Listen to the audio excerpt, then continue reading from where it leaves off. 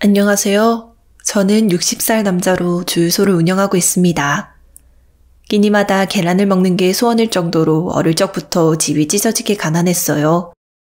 자동차 정비공으로 열심히 일해서 자신이 주유소도 갖게 되고 아내와 결혼해 낳은 자식까지도 장성하니 이게 삶의 행복이 아닌가 싶을 때도 있었습니다. 하지만 그런 저의 행복은 기분 좋게 출발했던 가족 여행 때 산산조각 나고 말았습니다.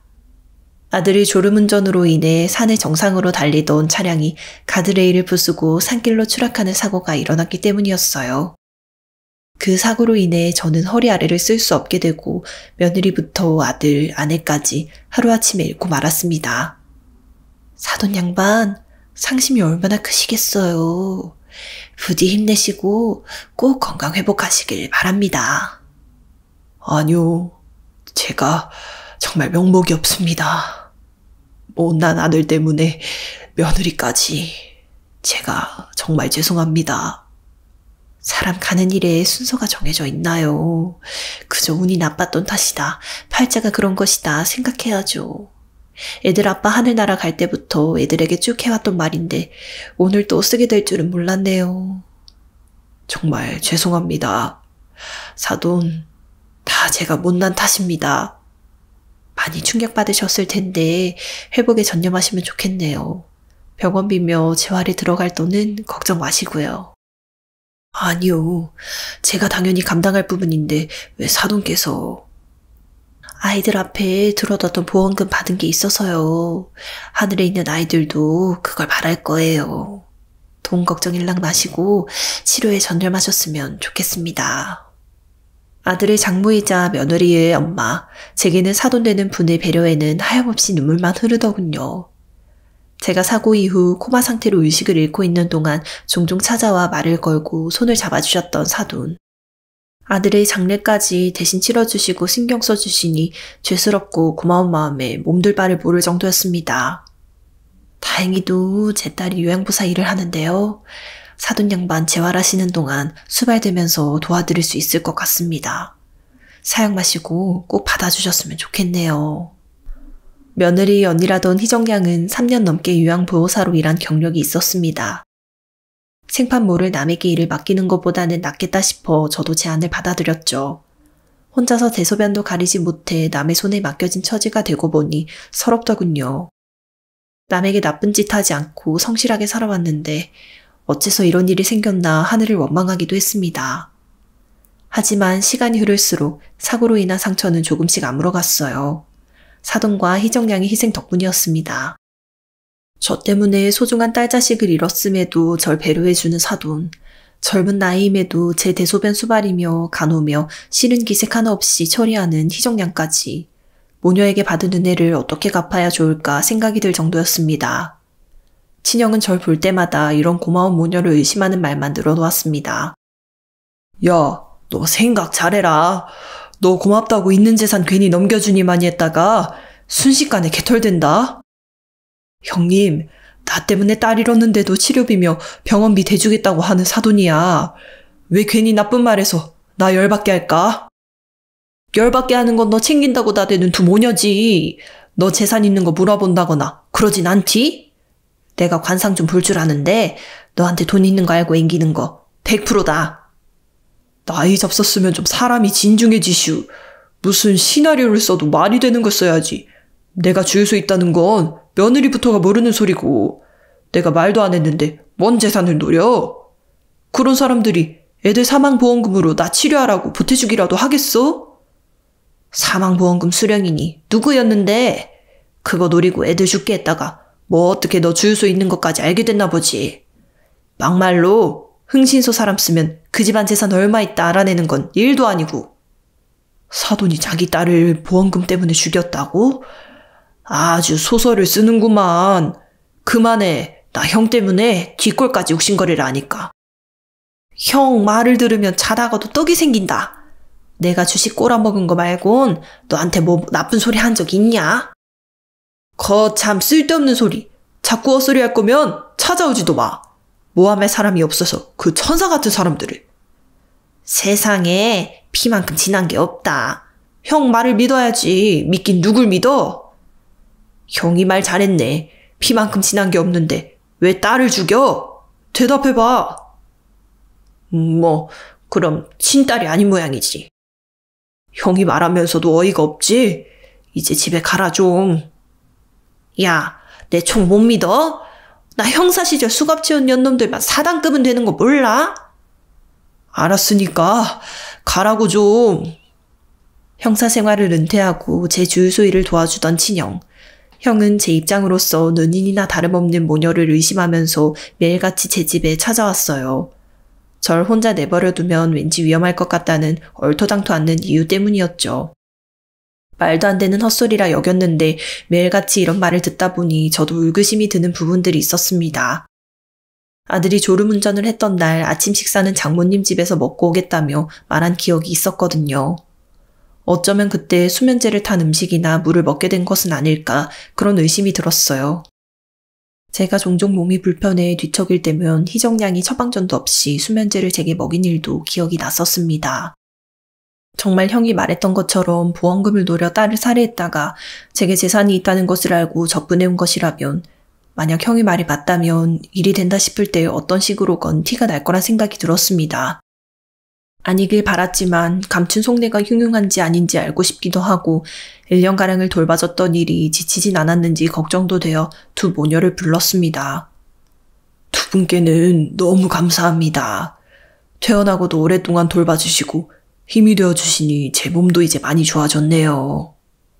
제 사돈이기도 하고 딸의 시아버지 되시는 분을 돌보는 일인데 감사하긴요. 희정이도 돈 따박따박 받으면서 수월 일도 했고 오히려 저희가 감사하죠. 그런데 오늘 하실 말씀이라는 게 뭘까요? 제가 실은 큰 주유소를 하나 운영하고 있습니다. 몸이 이런지라 형이 맡고는 있는데 두 분한테는 이걸 꼭 말을 해야 할 것 같아서요. 주유소에 대해 언급을 하면서 슬며 둘의 얼굴을 살펴봤습니다. 처음 듣는 얘기인 것처럼 놀란 얼굴을 하고 있는데 왠지 미리 알고 있었던 것처럼 미적지근한 기류가 감지되더군요. 형한테만 맡기기는 불안도 하고 제가 또 은혜를 갚아야 적성이 풀리는 성격이거든요. 그냥 알아만 두시라고 얘기해봤습니다. 아휴, 저희는 그런 거 바라고 사돈양만 도운 게 아닙니다. 그냥 못 들은 셈 칠게요. 제가 할 수 있는 유일한 숙제라고 생각하니 꼭 심사숙고해보시고 대답 들려주시면 좋겠습니다. 그리고 희정양, 나 오늘따라 몸살이 오려는지 너무 근육이 욱신거리는데 수면제 좀 줄 수 있을까? 몸살을 핑계로 수면제를 먹고 순식간에 잠에 빠진 저. 깨어나니 머리맡에는 잠시 딸이랑 마트에 가서 장 좀 보고 오겠습니다. 라는 사돈의 메모가 적혀 있더군요. 과연 모녀는 제가 생각했던 대로의 사람일까 그런 걱정과 기대를 하며 저는 핸드폰을 열었습니다. 그리고는 녹음 어플을 이용해 기록했던 대화들을 재생해 보았어요. 이제 잠드셨나? 얼른 쾌차하셔야 할 텐데 큰일이다. 많이 약해지셨는지 우리한테 주유소 얘기까지 하시고. 나도 정말 마음이 안 좋네. 동생이랑 제부 그렇게 가고 나서 상심이 크셨나 봐. 제가 잠든 지 얼마 되지 않아 나누는 둘의 대화를 들으니 안도의 한숨이 나왔습니다. 한편으로는 형의 말에 넘어가 착한 모녀를 의심한 것이 죄스럽기도 했고요.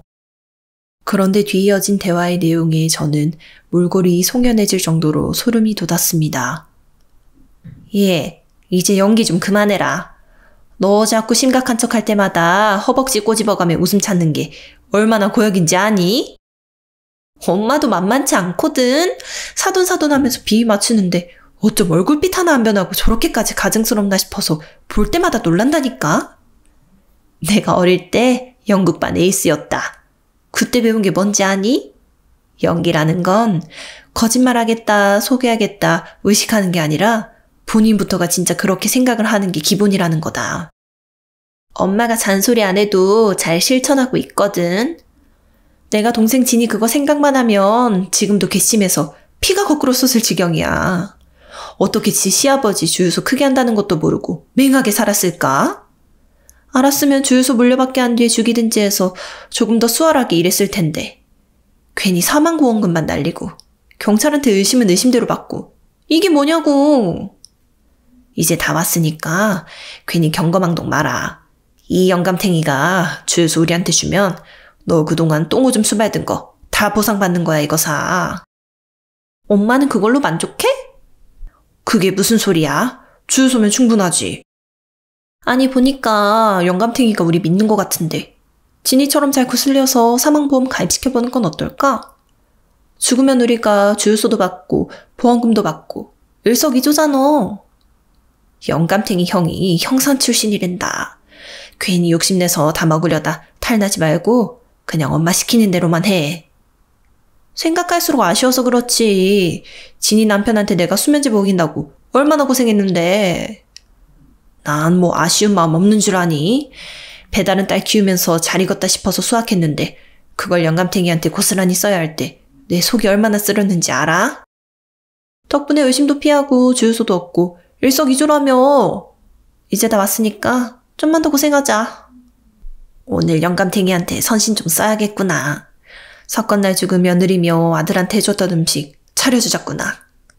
와, 엄마 진짜 악마다, 악마. 네가 할 소리니? 수면제를 먹고 잠이 덜 깼나 싶어서 몇 번이고 녹음된 내용을 다시 들어봤습니다. 하지만 잠이 덜 깬 게 아니라 현실이더군요. 저를 다치게 한 것부터 아내와 아들, 며느리까지 죽게 만든 것 모두가 모녀의 짓거리였죠. 당장 이것들이 저지른 범죄를 눈앞에서 밝히고 창백해지는 얼굴을 보고 싶었습니다. 그런데 다친 몸으로 괜히 그랬다가 어떤 심한 꼴을 당할지 모른다는 생각이 들었어요.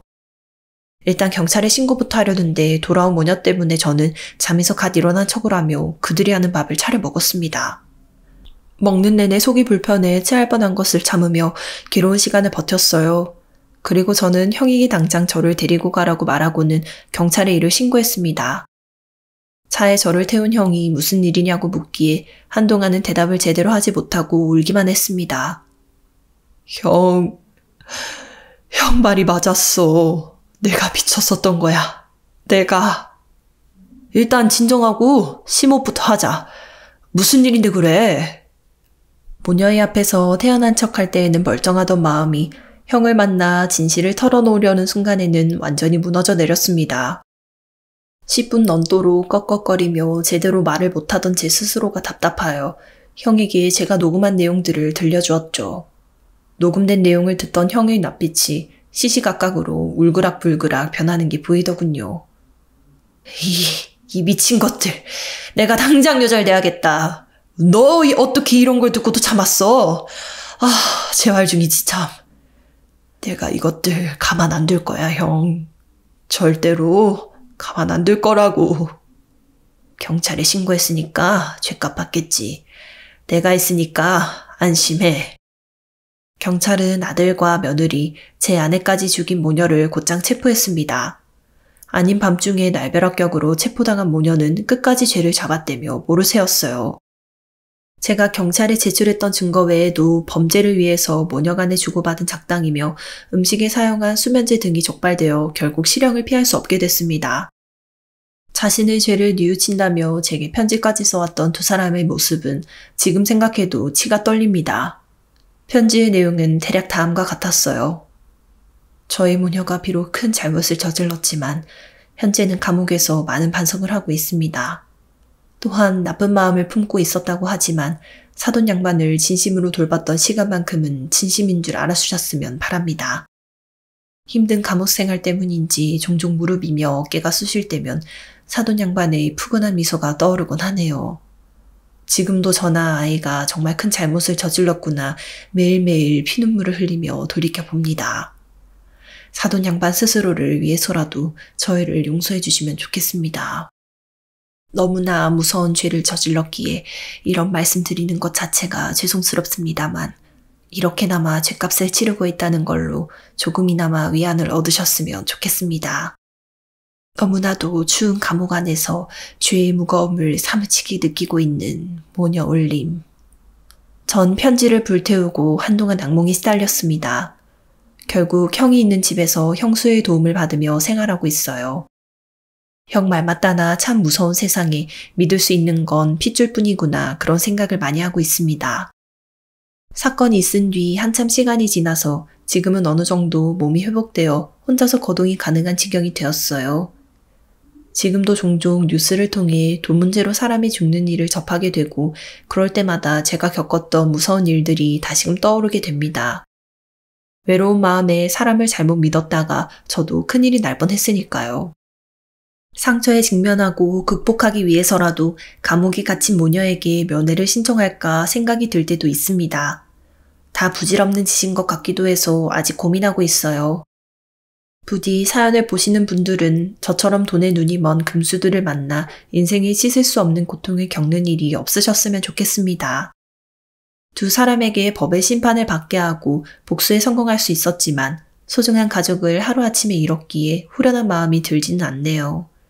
생각지도 못한 사고로 혼자가 된 저, 면회 때까지 몸을 온전히 회복해서 모녀에게 멀쩡해진 모습으로 한바탕 욕을 퍼붓고 나면 지금의 먹먹함이 조금은 해소가 될까요? 사연 들으시는 분들께 격려와 위로 부탁드립니다.